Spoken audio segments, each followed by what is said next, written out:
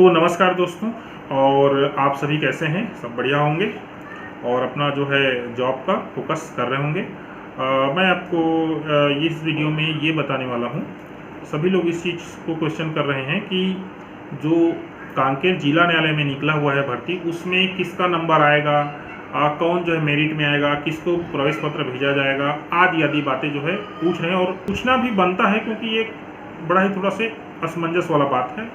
ठीक है, इसमें देखिए होना क्या है, मूल रूप से बताता हूँ आपको। तो देखो, जो स्टेनो है और सहायक ग्रेड 3 है ना, उनके लिए अलग है और भृत्य के लिए अलग है। भृत्य के लिए कुछ इस प्रकार से है, 5वीं कक्षा में जो प्राप्तांक है आपके, उसके आधार पर क्या तैयार की जाएगी, प्रावीण्य सूची तैयार की जाएगी। ठीक है, पहला तो आपको पात्र अपात्र सूची निकलेगा, दूसरा निकलेगा प्रावीण्य सूची 5वीं कक्षा के आधार पर। उस प्रावीण्य सूची में 1:5 के हिसाब से आपको जो है कौशल परीक्षा या दक्षता परीक्षा बोलेंगे इसको, या साक्षात्कार बोल सकते हैं, उसके लिए बुलाया जाएगा और उसके हिसाब से फिर नियुक्ति आदेश जारी किया जाएगा। क्लियर? याद रखिए ना, जो 5वीं में जो आपका जो प्राप्तांक है वो केवल और केवल प्रावीण्य सूची बनने के लिए ही लागू होगा। जो चयन सूची निकलेगी ना, वो जो है दक्षता या कौशल परीक्षा में प्राप्त अंक जो कि है, कितना है अभी मैं बता देता हूँ, 50 अंक। जो 50 अंक है उसमें जितना अंक आप हासिल करोगे ना, उसके हिसाब से ही जो आपका जो है चयन होना है। तो किसका हुआ ये? भृत्य का। दूसरा बात देख लो, सहायक ग्रेड 3 और स्टेनो का, इसका अलग है। तो सहायक ग्रेड 3 के लिए जो स्नातक योग्यता मांगा है, स्टेनो के लिए भी स्नातक मांगा है। तो जो कहना चाहिए, पहले तो क्या बनेगा, पात्र अपात्र सूची बनेगा। दूसरा होगा, यहाँ पर प्रावीण्य सूची नहीं जारी होगा, पात्र अपात्र सूची के बाद जितने लोग पात्र होंगे ना, उन सभी को प्रवेश पत्र मिलेगा। अब मिलेगा कहने का मतलब उनको वेबसाइट से डाउनलोड करना पड़ेगा, उसमें अपना फोटो चस्पा करना पड़ेगा और अपना जो भी एक वैलिड जो है आईडी प्रूफ लेकर परीक्षा दिलाने जाना पड़ेगा। किनको? सबको ना, याद रखिए, सबको।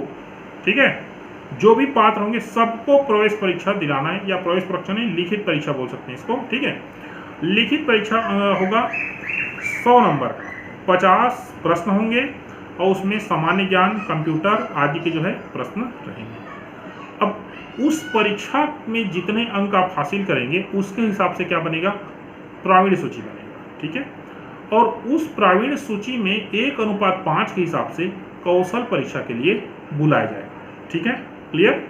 कौशल परीक्षा किसमें होगा ये पूछते हैं, तो देखो, कौशल परीक्षा जो है जनरली कोर्ट में जो है 1-2 जो होता है ना, OS और लिब्रे ऑफिस है, उसमें होता है।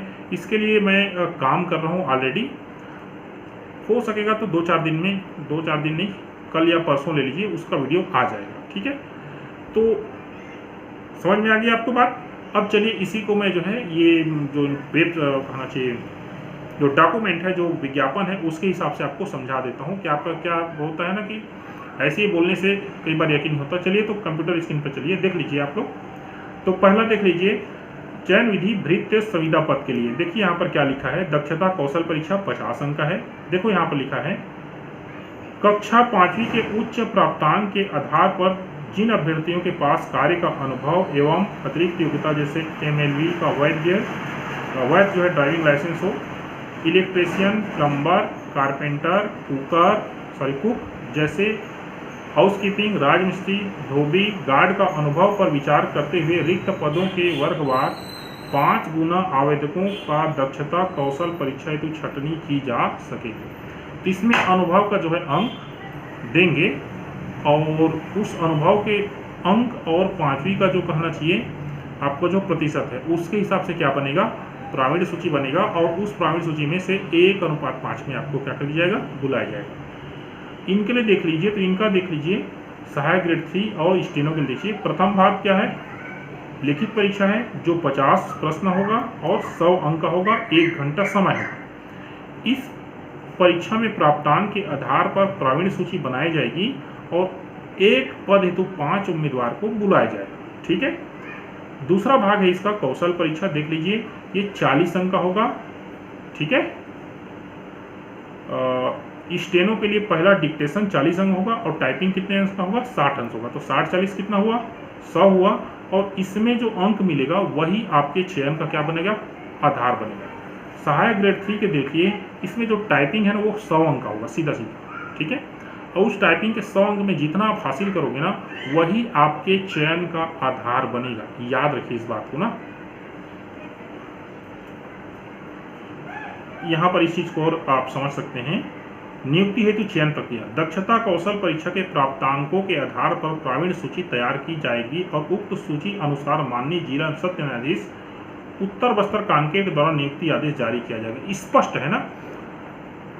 जो चयन सूची जारी होगी ना, उसमें आपको 5वीं या स्नातक या पीजीडीसी या डीसीए इसमें प्राप्त अंक या प्रतिशत है, इसका जरा से भी आपका उसमें योगदान नहीं रहेगा।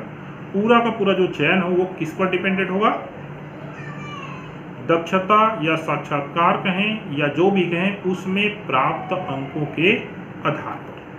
तो आशा है आप लोग को जानकारी समझ में आ गई होगी, और जानकारी आपको समझ में आ गई होगी तो चैनल को सब्सक्राइब कर लीजिए, और यदि नहीं आई होगी तो आप फिर से कमेंट कीजिए, मैं फिर से आपको समझाने के लिए तैयार हूँ।